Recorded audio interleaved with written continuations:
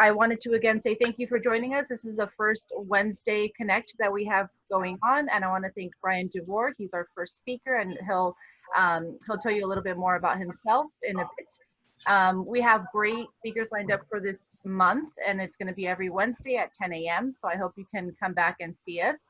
And this is just a program for us to be able to socialize, connect, learn something, and continue to stay connected, because that's very important, especially right now. So my name is Nancy Walters. I'm the Executive Director of the La Jolla Community Center. And again, I want to encourage you to continue to join us. We have a lot of other programs that we have on our website, which are available for you, live classes as well as on-demand programs. So take a look at that when you have a chance. So we're going to go around and introduce, everyone's going to introduce themselves. But with that introduction, I would love for everybody to tell us where they're signing in from. And also there's a question and icebreaker for you to tell us a little bit about yourselves. I would like to ask the question, what is your favorite project that you have completed during quarantine? Or if not a project, what is your favorite item that you have purchased online, since we're all online purchasing like there's no tomorrow? So if you could tell us a little bit about that, I would really appreciate it. I'm going to tell you, I'm calling in from Golden Hill, and it's downtown San Diego. And my favorite project is I helped my parents clean out their whole garage and organize it, which was weeks worth, but it was really fun. So that's the project that I completed during quarantine, which I'm the most happy with. So I'm going to move it over to now Barbara Graff. Hi, I'm Barbara Graff. I'm the Marketing Director at the La Jolla Community Center. I'm in La Jolla, and I have a couple of projects, but I think my favorite one is walking easily up Nautilus. I do a 3-mile walk every day, and the first month was pretty gnarly, but now I am walking pretty easily up to the top and back. So that's my project. Bravo. Okay. Our speaker for today is Bryan Devore. So my name is Bryan Devore, and my favorite, I'm actually calling or zooming in from my girlfriend's house where I've been sheltering in place. My favorite thing I bought are running shoes, because now with the gyms all being closed, I had to take up running. My knees don't like it, but I have to do what I have to do, so I got some good shoes to do it with. Great. Thank you. We'll move on to Ursula Baumann. Hello, my name is Urs Baumann. We live in the village of La Jolla here, and our biggest thing we did, or we went into, was getting stranded on a humanitarian trip in Africa for 4 weeks in an orphanage. And if you want to hear and see more about this, you join us on June 17 when we do the same thing here, and we tell you all about it. Yeah. And I'm Ursula Baumann, Ursa's better half.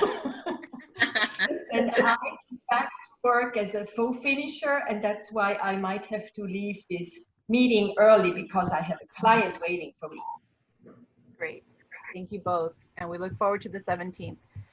Jamie to go first, and then hopefully we can get you going. So Jamie Shapiro.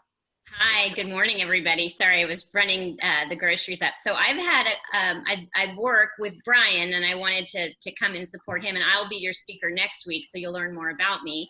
But I actually I've been blogging and writing a lot, personally and professionally, and I wrote something about dating during the time of coronavirus, and it got seen, and I ended up on CBS This Morning, which was super fun. It was a fun thing to do. And then the other thing I've also started to do, like Glenn, is explore the area around my house. And I found this amazing trail that I didn't even know existed. And I've been going up about 4 days a week and hiking by myself and watching the sunset, which is huge because I don't do anything by myself. As Bryan knows me really well, like nothing by myself. So it's been a really good thing for this extroverted person to learn to be alone. You know, I didn't know that was possible. So it's you know, there are some blessings or silver linings. That's actually the name of my company. So I can't not say that there are silver linings in this situation. Great. Thank you, Jamie. Okay, well, my name's Jennifer Carter.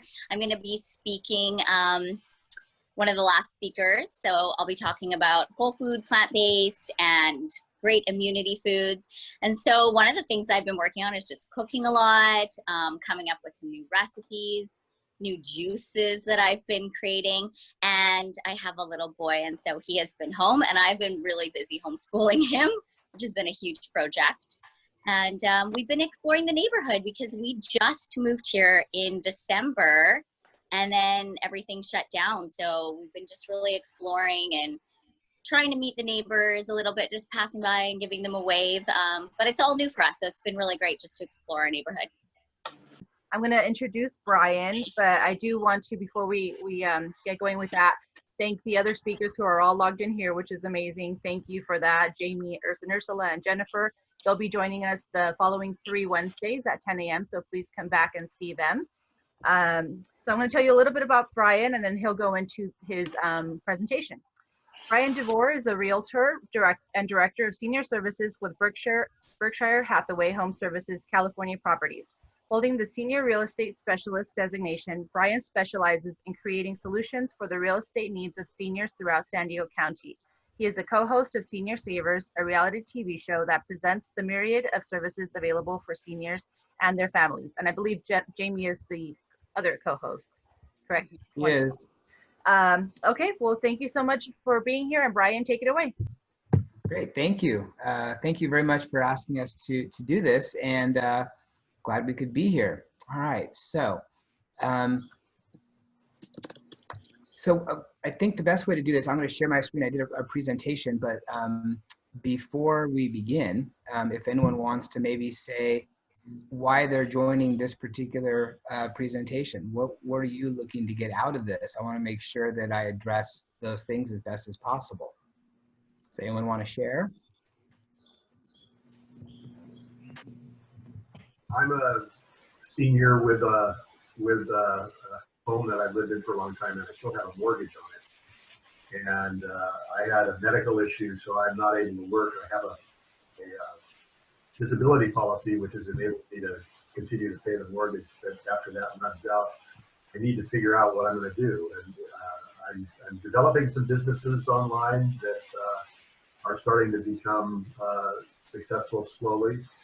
But I'm going to face an option here sometime in the next year or two about whether I should sell my house and outright buy a place, because I've got plenty of equity in it. And I'm concerned about where the market's going with this disease, especially La Jolla real estate, whether it's retaining its values, what you're seeing in terms of what people are asking versus what the offers are, that sort of thing. More current information than you can determine on the realty website. Great, thank you. The good news is I should be able to cover some of that here. And the presentation is it's more of a general presentation, just because every real estate market's different. So we're going to talk generally about the market, what I'm seeing out there. Each zip code has its own nuances, and there's some really good reports that I get about each zip code, each market, that I'm happy to share with you on specifics for your particular area. Thank you for sharing that. Anyone else before we get going? I'll only say that I have a couple of apartment properties that I'm trying to get a sense of what the future might hold. It's a new thing for me. I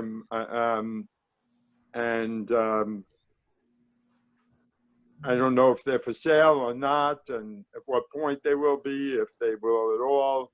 It has to do with my family inheritance, etc. Got it. Okay. Right now I'm renting. They're being rented. Okay. Thank you. We are interested in real estate generally, and we did some fixer-uppers over the last 10, 15 years, and we had really fun with it. Of course, that changed a lot. And also, the one bad thing about the COVID is we cannot do open houses anymore. It's our Sunday hobby, so. Not legally. Yeah. I have seen some agents do it, and they've been reprimanded, so yeah. Good. Okay, great. All right, well, let's jump in. I'm going to share my screen. Can everyone see that okay? All right. So COVID-19 and real estate. And we're going to take a look at what's happening and what you can do. It's kind of a general theme, but the next slide will be a little more specific. So our discussion today is going to be how COVID-19 has affected the real estate market. And it's gone through some ups and some downs and ups. What the future of real estate holds. Now, of course, I did leave my crystal ball at home, so I don't have it available, but it's my best guess of what I think is going to be happening, mostly based on empirical evidence that I'm seeing out there. And then maximizing the value of your home. We all have time now at home. It sounds like a lot of you are doing some great things to not only maximize the value of your home, but also maximize your enjoyment in your home. So those are all good things. So we'll talk about some of those things you've already done and maybe some others as well. All right, so first, the real estate market with COVID-19. And really, we can break it out into a tale of two time periods. So in the first 2 weeks of the pandemic, real estate was not deemed essential. So when the governor closed everything down, he separated out things that were versus were not essential. So we really couldn't work. At the same time, there was a lot of panic, justifiable panic. And so real estate really slowed down quite a bit. I checked in with lenders who said that lending guidelines were severely restricted. Escrow companies were losing escrows. Real estate investors who I work with who purchase fixer-uppers, they stopped buying. Their lines of credit stopped. It was really, really tough. And that was the first couple weeks, really the end of March leading into April. From the buyer perspective, rates were all over. Buyers were really fearful of their job situation. So they didn't want to go out to look. So activity really did come to a stop. From the seller perspective, sellers were fearful of people in their homes. Certainly they didn't want to get any contaminants. How will that affect us? But prices did hold firm. People weren't dropping their prices substantially. And so what we did see were people who had to sell still kept their homes on the market, but inventory dropped tremendously. People were pulling their homes off the market who didn't really need to sell, and buyers who didn't need to buy, they didn't buy, but there were still people who did have to buy. So since then, real estate was deemed essential. And I remember that day, there was a lot of texting going on between myself and my friends and our CEO. And finally, when it was deemed essential, what does that mean? So we were able to work again. From the buyer perspective, since that time, loan rates have stabilized.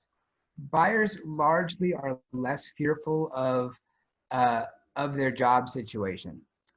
San Diego hasn't seen the hit in unemployment that other areas have. And on top of that, the types of jobs that mostly have been lost were not, people who had those jobs weren't really looking to buy homes. They're hourly workers, they weren't salaried employees, so they weren't really the home buyers out there. And really serious buyers still need to buy, especially this time of year. This is when people are moving for schools and so forth. So if you're a serious buyer, you need to buy. And a perfect example of that is I listed a home on Friday in Carlsbad, and we had 8 showings in the first 2 days.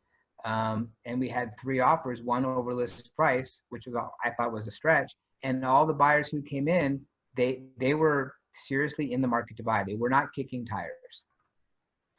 From the seller perspective, motivated sellers, they still need to sell, and to that point, so Jamie and I, real quickly, so Jamie and I work as a team where she owns a movement management business that helps people who are looking to downsize. She helps with the sorting, the packing, the organizing, and then getting them moved. So it's a nice combination. We're still working with seniors who need to move into senior communities, maybe assisted living. They have to sell. Divorcing couples, the divorce rate actually is kind of going up a little bit. Now, the courts are just now open. But until then, people couldn't actually get divorced. But we heard from a lot of divorce professionals who were very busy, partially because they were dealing with modifying, child custody orders and things like that. But people realize this might have been the last straw, working, being at home together. And so the divorce rate is kind of up. They have to sell. The rest of the folks who aren't really needing to sell, they're keeping their homes off the market. And so what we're seeing is a decrease, not a decrease in supply, but a very slow increase in supply versus this time of year where typically you see a lot sharper increase in supply. But demand is still up. So yeah, demand is really outweighing the supply right now. I should have put a graph on here, but I do a report each week called the Monday Market Moment. And I take a look at what the market has done over the previous 7 days. And what I've seen consistently over the last few weeks is the level of inventory going up has been a very shallow curve, but the amount of homes going into escrow each week is much steeper. Last week, for example, we saw, I think, 30 fewer homes come on the market than they did the week before, but 150 or 200 more homes went into escrow. And in San Diego right now, there is only a 1.3 month supply of inventory. What that means is that if nobody put their home on the market, then all the inventory in San Diego would be gone in 1.3 months. Now, that's not really true because there are some homes that are on the market right now that won't sell under any situation. They're way overpriced or what have you. But a balanced market is 7 or 8 months, and a seller's market is usually 3 months. So we are in a seller's market big time. There's the graph that I've been using. Now I didn't update it. This is through 5/25, but the blue line are the number of homes that entered the marketplace in the previous 7 days, and the number and the orange is the number of homes going into escrow. And if I had included this week's, the blue and the orange line would be almost the same. So not many homes coming on the market, lots going into escrow. And by the way, I'm happy to share this presentation. If you're interested, just if you want to send me a message or what have you, I'm happy to send you this presentation. And then you can also look for my Monday Market Moment on my YouTube channel each week. So the market right now, as of last week, there were 5,506 homes on the market. This is throughout all of San Diego County, and this is all property types. So it's detached properties, it's attached properties, it's everything. And that's up 61 from the week before. Pending 3839, that's an increase of 317 over the week before. So that's what I was talking about. The number of homes coming on the market, not going up much, but the number of homes going to escrow, quite a bit up. So 1.43 months of inventory. Again, that was the week before. The most recent report that I did showed 1.23, I believe. Rates are still low. Interest rates are extremely low right now. I'm working with the buyer who's looking at a rate of 3.25%. I mean, that's historically amazing. Probably some of you recall when interest rates were at 19 and 20%. When I first bought my first townhome, it was at 8%, I believe, and that was kind of the going rate. They're obviously much lower, and local jobs are relatively secure. All right, so the crystal ball time, future of real estate. And again, this is sort of my best guess. Now, I've been I've been doing real estate for almost 18 years, so I've seen the ups and downs. So this is kind of what I'm thinking is going to happen. So will there be a flood of, the questions I'm asking are, will there be a flood of new inventory? As people are more comfortable with what's happening out there, as the lockdown, so to speak, is more relaxed, then are we going to start seeing people who took their homes off the market now put them on the market? I think that we will see some of that. I don't know how much of that we'll see, because people are still working from home and they don't necessarily want people to be coming through their home. So I don't think we're going to see as many people putting their homes on the market who don't really need to sell. We'll see some, but not as much as historically. Second wave of coronavirus. There's been a lot of talk about that. And you know, the leading health experts expect there to be some sort of second wave. Not sure when, could be with flu season, could be before that, could be after that. That will affect what happens out there to a degree, not like when we first had the hit, because when we first had the first wave, it was all new. It was a very strong reaction to just close everything down. I think that our reaction won't be the same with the second wave, but it could still affect the number of people who want to put their homes on the market. Now, typically that time of year, we don't see as much activity in the marketplace. So it may not affect real estate as much as the first wave did, because the first wave was really at the time of year when real estate is usually at its most robust. And of course, you know, this is the question that a lot of people are asking: are homes just getting too expensive? And if we look at the price appreciation right now, it's starting to get a little bit crazy. So for example, I'm working with a buyer who put an offer on a property that was listed for $449. The next day, they raised their price to $459. We offered $488, and we were the third highest offer. And I understand that it's going into escrow at $495. So it's quite a big jump. There's just, because there's just a lack of supply, it's driving prices up. But are we getting to the point? It's starting to feel a little bit like 2005. And that was when we hit the peak of the market before. Now, the difference between then and now is that a lot of people who were purchasing homes were using loans that they really didn't qualify for. So we sort of had an artificial increase in demand, which drove prices up. Now, the people who are getting loans actually can qualify for them. And so there's a little bit more, less risk that we're going to see a crash in the market. We're not going to see a lot of people now no longer able to afford their homes when their mortgage reset comes into play. And then we see a huge amount of foreclosures and short sales. I don't think we're going to see that. But are we getting to the point where people start saying, gosh, it makes more sense to rent than to buy? We're not there yet. And that's how I kind of look at the market, is the balance between what it costs to buy a home and what it costs to rent a home. And as long as rents are still high, which they are in San Diego, and people have to have housing somewhere, then they might still make the decision to purchase rather than rent, because it makes more sense for them. Net migration. I'm working with a lot of clients who are moving out of California to retire. I have a client who is moving, one client moving to Nevada, another one looking to move to Texas. And so we are starting to see people who are retiring and moving out of California. So what will the net migration situation look like over the next couple of years? I actually talked to some people who they want to move now because of coronavirus. They want to get out of California. They want to go somewhere else where maybe there's not as much of a situation with coronavirus. So we'll have to kind of watch the net migration and see how that affects supply and demand over the long haul.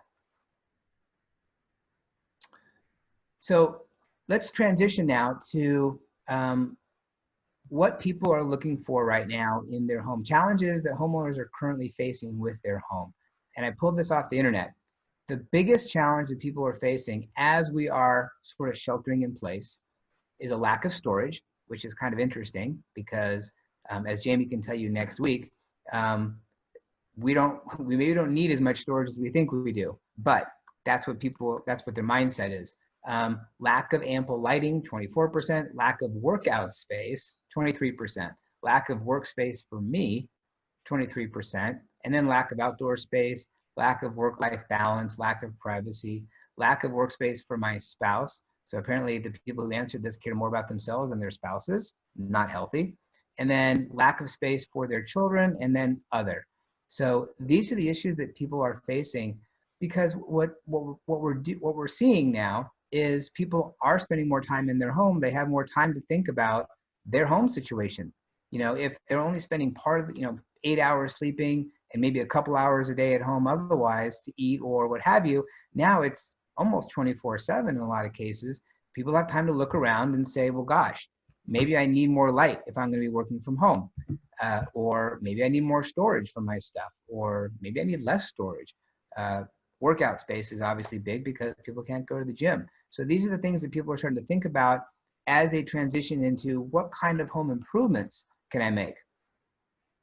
So home improvements while sheltering in place. So there's really two different categories of home improvements, the way I look at it. Things that will add value to your home versus things that really we just look at as adding enjoyment for the home. Because there are some things that we want to do that are for us, that we want to enjoy our home, and it will help with that. They may or may not improve the value, but there's a lot to be said for adding enjoyment. DIY, do it yourself, versus hiring the pros. And so you want to kind of think about, as we look at these projects, what are the things that maybe you want to do yourself versus what are the things that are big enough that you want to bring in the pros for? Sometimes it's the little things. And a lot of times when people are thinking about home improvements, they think about adding a garage or remodeling the kitchen completely. Well, sometimes it's just the little things that you do that make a big difference. So we'll talk about some of those things that you can look at that will probably add enjoyment and value. So here are the types of upgrades that homeowners are planning to make during this shutdown. Change decor, 47%, biggest percentage. Almost half the people said they want to change the decor. They don't like the color of the paint. They don't like their bedding. There's a lot of things that they want to change that will maybe increase the value, but certainly will increase their enjoyment. Upgrade or add lighting. As you recall, that was the second highest item on the other chart, was lack of lighting. People need more light. Change the layout. Now that's 27%, over a quarter of people want to change the layout. Not as easy as some of the other projects, but certainly people may realize that the layout's not working for them. Maybe they need an extra half bath. Maybe the kitchen and family room situation isn't ideal for them. Upgrade or add storage. So that was their biggest issue, but only a quarter of the people want to change it. Upgrade or add outdoor space. Upgrade or add electrical. Repurpose a room. And I kind of like that, because there are a lot of homes that people are living in, and they're really only living in about a third of the house. How many people have a 5-bedroom house and use only 2 of them? And what are the other 3 bedrooms for? Well, maybe we can repurpose them. Increase the home's footprint. Upgrade or add HVAC, air conditioning. Upgrade or add entertainment. Upgrade or add waterproofing. Less important, I think, in San Diego. And upgrade or add security, and then upgrade or add home automation. Now is a good time to look at those things. All right, so here are some of the home improvements we can look at while sheltering in place. And I pulled this off the internet as far as like the top 5 things, top 7 things, etc. And these seem to be the ones that are most consistently listed on these. Painting, and that's anywhere from touch-up, baseboards, things like that, to painting cabinets, whole walls, accent walls, and also accessories. People are looking at painting their furniture, their patio furniture. Pretty good project to do, easy to do. If you want to do some touch-up, probably not so hard to do. If you want to start painting the entire house, maybe that's a different story. With the chemicals and everything, maybe not the best thing to do while sheltering in place, but it's something to think about. Rearrange your furniture. That's a zero-cost home improvement. It could improve your enjoyment. When I first started staying with my girlfriend during the sheltering in place, she rearranged her family room, and suddenly it opened up the space tremendously and improved the enjoyment of the entire space. So maybe kind of look at that. Maybe you've been living in your home with the furniture in its current arrangement for a while. Freshen it up a little bit, change it, see what you think. Just don't put your back out. Doorknobs and handles. You know, if we're living in a home that has the old, maybe the gold colored doorknobs and handles, maybe change those out. Not super expensive. I've done it a couple times. Some are easier than others. In fact, one time I did change Jamie's front doorknob and lock set. So if I can do that, all of you guys can do it too. So, but that may be nice to just change out from the brass color to the brushed nickel or something like that. Declutter and organize. And Jamie's going to talk about that next week, but now is a very good time to do that. So you definitely want to join her next week. Outdoor space. We're spending a lot more time outdoors, and now that the weather is improving even more, we're going to be spending more time out there. So what some of the things you can do? Clear the patio or balcony. Maybe you have too much stuff out there, maybe because, you know, we're just putting stuff or storing stuff outside. Now it's time to get rid of that stuff. Maybe build a garden if you have space to do so. Now is a great time to start getting your hands dirty. Maybe build a garden with herbs or fruits or vegetables, what have you. A lot of people are starting to do that. Planting fresh flowers to add some color and some nice scent. And clean your patio furniture. Really, you know, and some people, like I said, are painting their patio furniture as well. We live in a great area where the weather is fantastic. Let's enjoy it out there. Now adding room. Now obviously that's a less, a little bit more laborious, harder job, but I'm adding on. So some people are looking to add on. Maybe you realized you need that extra bedroom or you need a garage. And some people are thinking about adding an accessory dwelling unit. So we have a severe housing shortage in San Diego. So local government has made it easier for people to add an accessory dwelling unit to their home. So if you have, for example, a larger lot, maybe a smaller home, and there's room, you can build what we commonly call a granny flat.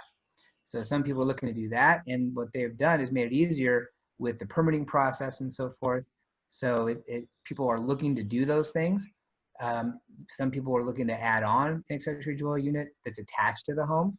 Obviously, that's a lot more involved than just rearranging your furniture.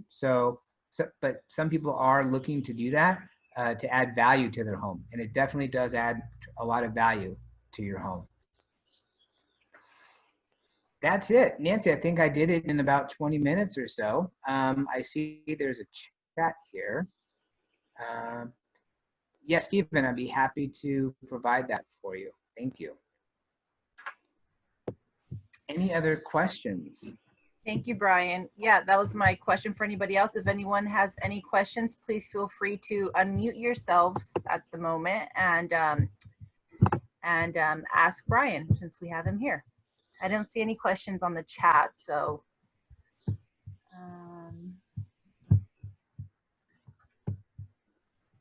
I gave so much good information that nobody needs any more.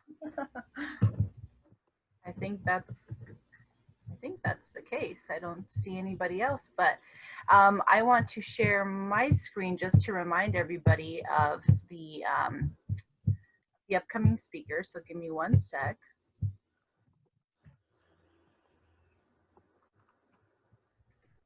There it is. So if everybody see that? Yep. Okay. So thank you so much, Brian, for joining us. Next week, we're going to have Jamie Shapiro. She's going to be talking about decluttering. So her talk is called, Do You Own Your Stuff or Does Your Stuff Own You? And that's something very, we all have to go back and think about that, because I think for most of us, that is the case. So we'll see Jamie here next week. Then Urs and Ursula Baumann will join us on the 17th, and they'll be talking about their adventure where they were stranded in another continent during lockdown. And Jennifer Carter will join us on June 24th, and she'll be discussing immune boosting food as well as a whole food plant-based lifestyle. So that sounds really exciting, and we're really happy that you all were here to join us. Thank you so much. If you have any other questions, feel free to either email me or you can contact Brian directly. He had his information out there. If you didn't catch it, let me know. I'll send it over to you. But thank you. This is new for us, and we're very glad that you were able to join us. So thank you. Brian, I sent you a chat note. Did you see it? Yeah, Stephen, is that you? Yes, that's me. Okay. I did. Yes, thank you. Okay, very, very informative presentation. I really learned something Good. significant.